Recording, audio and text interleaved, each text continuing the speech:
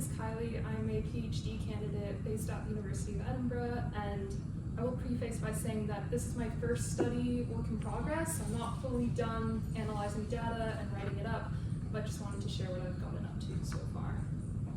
So before I move into my research, I think it's really important that I first establish what my positionality is towards working in this space. So first off, I'm a biracial individual and I come from a mixed neurotype family. Over 50% of my family is neurodivergent, and I was an educator turned researcher. So I've worked in England as a SEN educator for the past 8 years, and many of my students were mixed neurotype and also members of the LGBTQIA+ community. And I'm hoping that my lived experience as an educator, but also being a relative and a friend to many neurodivergent individuals in my life, hopefully all culminate into me taking on a neuro-affirming approach in my research. So just a little whistle-stop tour of the kind of literature I've had to read about in informing my research. So I've looked at research in neurodiversity, sensory processing, and design and use of school spaces.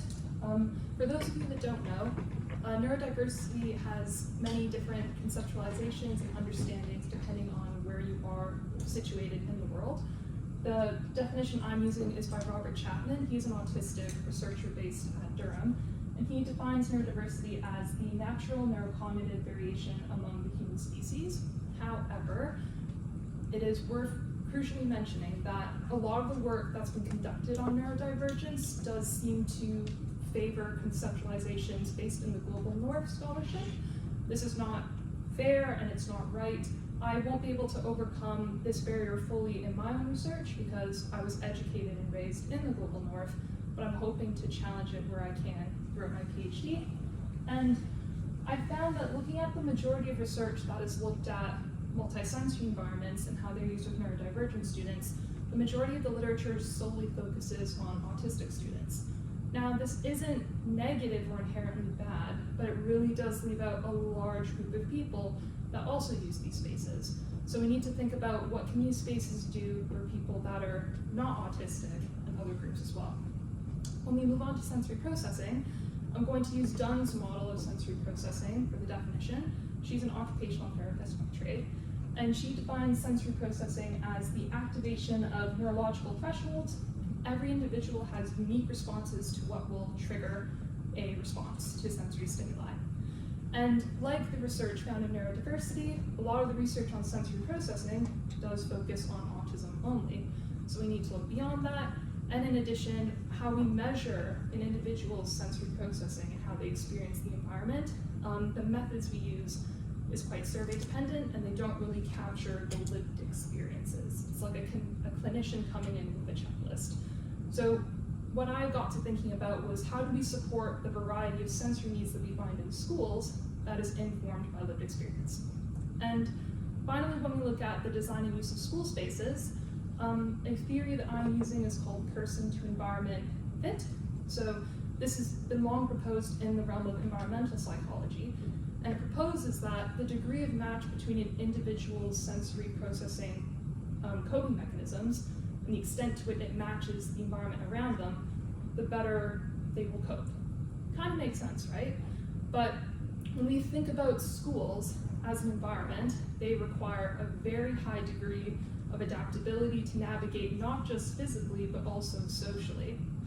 And again, a lot of their existing literature looks at just autistic students. So this got me to thinking about, are we listening to all students' experiences, and are they all being listened to with the same amount of intensity, let's say? And I'm hoping that my PhD as a whole will connect research in all these different spaces, because at the moment it's quite disjointed and you have to dig really hard to try and find the connections in non-autistic populations especially. So I'm hoping that my research can be a way to join them all together. So for those of you that don't know what a multisensory environment is, or an MSE, I've included a really short video, and it works, I made sure. And this video is actually a video of a sensory room that I personally designed when I was working as an educator.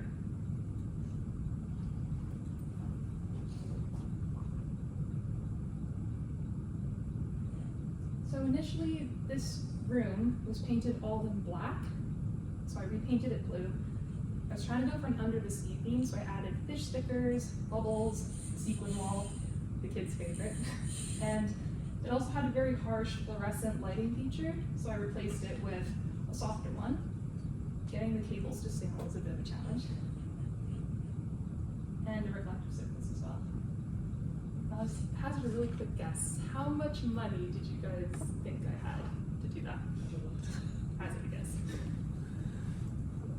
500 pounds. Less. My head teacher gave me a 200-pound Amazon voucher 4 days before an Ofsted inspection. That's all I could do in the space and the time. So, I'm not saying that all MSEs in schools will look like that, but that is a space that I had to personally design, and it very much informed why I want to do this research in the first place. So as to whether MSEs actually improve human well-being, the results are mixed. We don't really know what concretely their impact is on emotional regulation, physical and mental well-being. And I will also say that the behaviors that MSEs have been used to target in the past do not align with a neuroaffirming approach. Previous studies in autism and dementia, they focus on eliminating behaviors such as flapping hands, sucking fingers, tapping, behaviors that are harmless and are actually a very empowering way for these individuals to regulate themselves and communicate.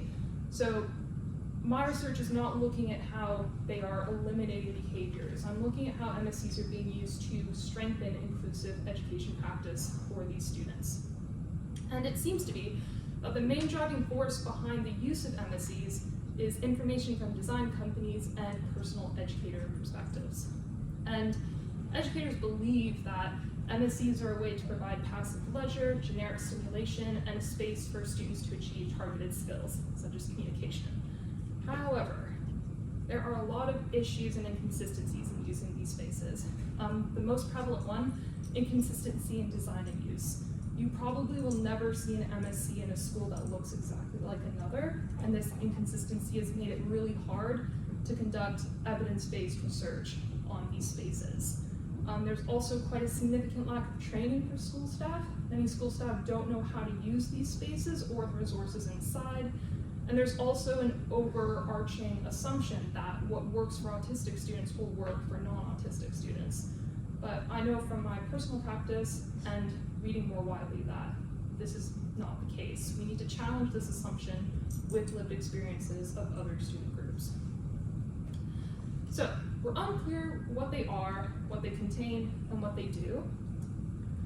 And we don't really know whether existing research on MSEs is actually being considered and how they're being used right now.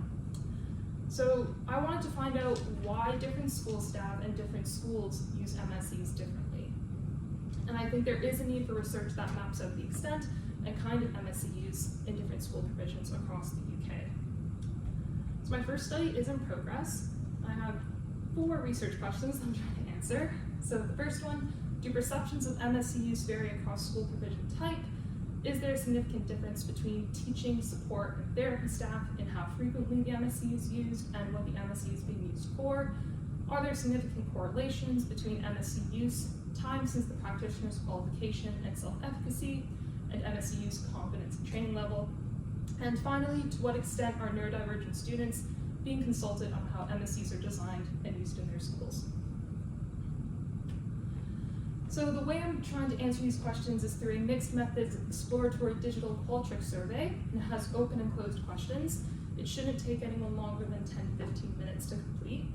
And the inclusion criteria, they have to be a school staff member based in the UK who work with neurodivergent students and or students with SEN or ASN, which is a term they use in Scotland. They need to have a sensory room or therapy garden or some kind of MSE in their school as well. And I'm including 3 measures in the survey. The first one is the new general self-efficacy scale by Chen et al. To measure the staff self-efficacy. I'm also using the multi-sensory environment research reporting framework, or the MRF, as they call it. I will say that the MRF has not been used in school-based research yet. It's only been used in community-based MSE work. So this will be the first time it's used in relation to schools specifically. And as a token of appreciation, participants can opt their school into the chance to win a £50 voucher. I was very fortunate to receive funding for my PhD, and one of the things I was absolutely adamant on was I don't want to go into the schools and just take, I want to give back. And obviously I know 50 pounds isn't a lot, but it is something that I can give back in my capacity. And I'm also really excited to say that I work for Lived Experience Advisory Group. I've been working with them since April, and they've given me a lot of recommendations on how I can make the study more relevant and community informed. This was just some of the things that they suggested and helped me work out. And one of the members shared this really lovely quote about how they're really happy to be engaged in work that is actually relevant to their community. So I'm still in the process of collecting data. If any of you are teachers or know people that work in schools, there will be a QR code at the end. Please scan it and share it widely. That would be a huge help. But for now, I'll just give you a little bit of an overview of what I found from 50 participants. So 37% of participants reported they've not received training on how to use their school's MSE. 34% reported their school does not have an MSE policy. 20% reported they were unsure. And 58% reported their students were not consulted on how their school's MSE was designed and used. And the most common confidence rating for using them was somewhat confident on a Likert scale from 0 to 5. And so far, this is what I found about how they're used across provisions. Participants reported mainly coming from mainstream and special schools. So these were the 5 purposes of MSE use that were co-created with the Lived Experience Advisory Group. And we can see that special schools tend to use them more for supporting behavior and emotional well-being, strengthening attention and focus, and building relationships and rapport. Mainstream schools will use them mostly for supporting behavior and emotional well-being, strengthening attention and focus as well. So there is definitely an overlap. So my next step will be to see what specific strategies are being used in each provision. And this was the characteristics across staff role. I am hoping to recruit more therapy staff. As of now, the sample size is quite low, so I can only analyze the difference between support and teaching staff.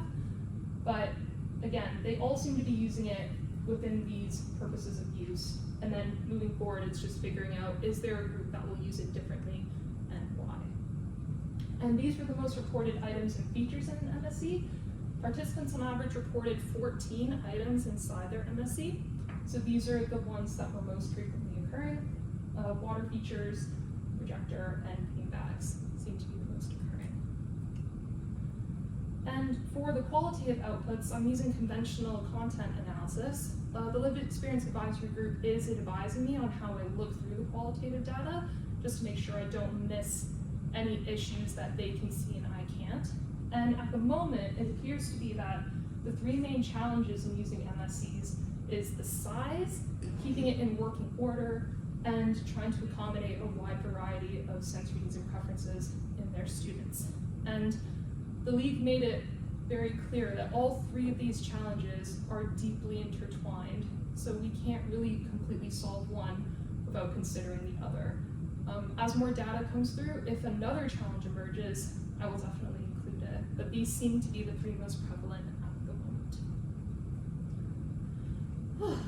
So, what do I think the anticipated impact will be from my research? Well, for the first study, I'm hoping that it can inform the design of a pilot staff training program on how to use MSEs effectively and safely.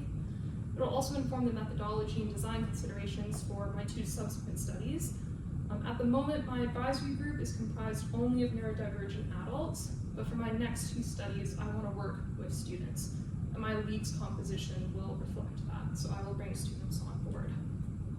And I've pre-registered my study on the Open Science Framework, so if anyone wants to access what the survey looks like and how I've planned this study with the League and my supervisors, it's free for the public to look at. And what am I hoping that my PhD will accomplish? I'm hoping that it will accomplish knowledge generation and mobilization on how MSEs are used across the UK in real-world school settings. The existing literature that I've looked at for MSE use with autistic students, all of that research took place in purpose-built MSEs in a research capacity. And it would be amazing if all the schools I've worked in, all the children I've worked with, could have access to a space like that. But a space like that costs so much money, involves so many resources, so I'm really keen to see how we can support MSEs that are on the ground in real world schools today. And I really want to center lived experiences, not just with the leagues, but with all the participants and people that I work with. And at the moment, there is no feasible way to conduct a systematic, evidence-based evaluation of these spaces. The variability is just too high, but I'm hoping that my PhD will at least create a foundation of understanding to make future evaluation studies possible. So that is my whistle stop tour. Thank you so much for listening. Again, if you know a school staff member that works with these students, works with these spaces, the QR code can take you to the survey. I also have a personal blog where I try to update the public about how the study is going. It's listed on the screen. And yeah, thank you so much for your time.